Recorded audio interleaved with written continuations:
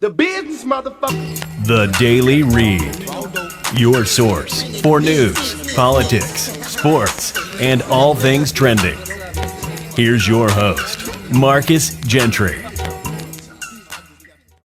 Just 197 days to go now until our presidential election. In fact, the president talked about the election today. He said the following, quote, "I think we're going to win in a landslide because, quote, a lot of people love Trump. A lot of people love me." He said that at a coronavirus briefing with over 40,000 Americans dead. Trump has declared the ventilator supply issue solved. He said of the United States, "We are the king of ventilators all over the world." And he said once he solved the ventilator issue, the focus then shifted to, quote, "We'll get him on testing." We'll get him on testing, meaning this move for widespread testing that he's hearing was launched by his enemies. It's about him, about embarrassing and attacking him, and not about public health.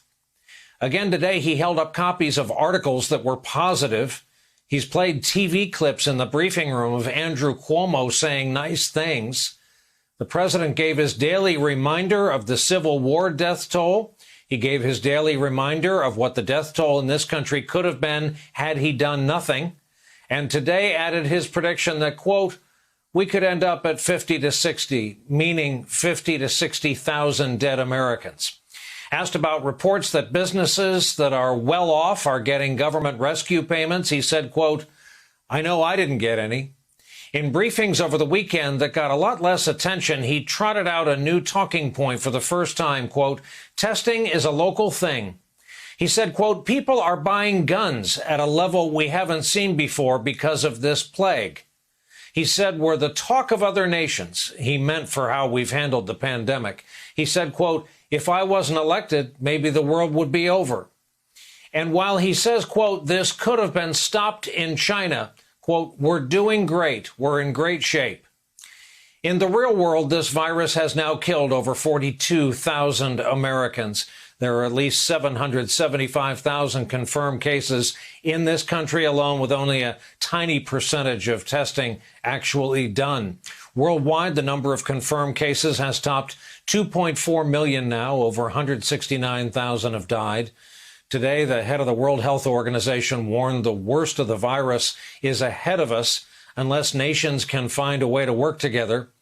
For his part, Trump just tonight, a few minutes ago, put out a tweet that is both real news and a shiny object late on a Monday night for the Trump base. Quote, "In light of the attack from the invisible enemy, as well as the need to protect the jobs of our great American citizens, I will be signing an executive order to temporarily suspend immigration into the United States."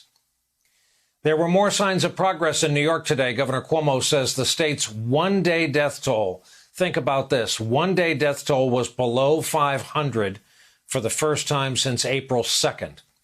Tonight, we learned that Governor Cuomo, who's been vocal about the president's response to the crisis, but has also found a way to compliment him in a strategic way, will visit the White House and be a guest in the Oval Office tomorrow. And while the president continues to talk up reopening the country, insisting we are turning a corner, concern about testing has not gone away. At the moment, as we keep saying, just over 1% of our national population has been tested. Here's how one emergency physician described the situation out there. Anyone and everyone needs to be tested at this point in time. Only then can we think about reopening the economy, let alone this country. Otherwise, we're setting ourselves up for failure, resurgence, and a second wave of COVID-19. There remains a shortage of tests as well as supplies. Governors in several states are urging the White House to come up with a national strategy to expand testing for the virus in order to head off an expected surge in new cases when states start lifting those restrictions. Trump repeatedly insists testing is the job of the states. And today at the White House, he suggested there are more than enough tests and implied governors just aren't looking in the right places.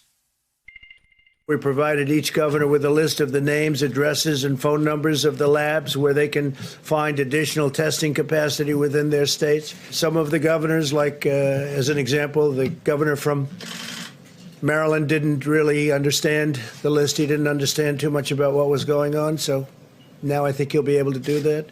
It's pretty simple. But they have tremendous capacity. States need to assess their complete inventory of available capacity. Some states have far more capacity than they actually understand. And it is a complex subject, but some of the governors didn't understand it. The governor, as an example, Pritzker from Illinois, did not understand his capacity. The federal government has already made immense testing capabilities available. So you got it there. The governors don't understand. Maryland's governor, who resorted to cutting his own deal with South Korea to get 500,000 tests shipped here, offered his take on the president's comments. I think what the president may be referring to is that they sent out a list to each of the governors of all of the different lab facilities in their states, which most of the governors already knew where the lab facilities were in their states. So they were either federal health facilities that we've been desperately trying to get help from, or military installations, none of which were state-owned labs or facilities where we could actually do any testing. But I'm not sure what the president's referring to. I have a pretty good understanding of what's going on, and I appreciated the information that was provided by his team. But he wasn't there for, I'm not sure what he was trying to say. Trump insists he will convince American companies to increase production of critical testing equipment like swabs. He said shortly we'll have more swabs than we know what to do with. But former FDA Commissioner Scott Gottlieb says it's going to take time. The testing isn't going to be in place, and also the contact tracing, the ability to do the work of tracking down everyone who's sick or who might have been in contact with people who are sick. A good rule of thumb would be about 1% of the population on a weekly basis. We're not going to be there. We're not going to be there in May. We're not going to be there in June. Hopefully we'll be there by September. And this whole time, the back and forth over testing capability continues. The president seems to be taking any criticism on that front personally. Remember, it was all ventilators. And the reason it was all ventilators, they said there's no way he'll ever be able to catch this one. And not only did we catch it, we are now the king of ventilators all over the world. And that wasn't playing well. So then they said, testing. Oh, we'll get them on testing. Well, testing is much easier than ventilators. It used to be ventilators. Now it's testing. Meanwhile, the governors of Georgia, South Carolina, Tennessee, taking steps to reopen their states, even as people there continue to die from this. There have been scattered protests in some parts of the country with people demanding governors lift stay-at-home orders. A couple of folks brought their AR-15s just in case. In Colorado, some healthcare workers on Sunday stood up to protesters calling for an end to Colorado's restrictions.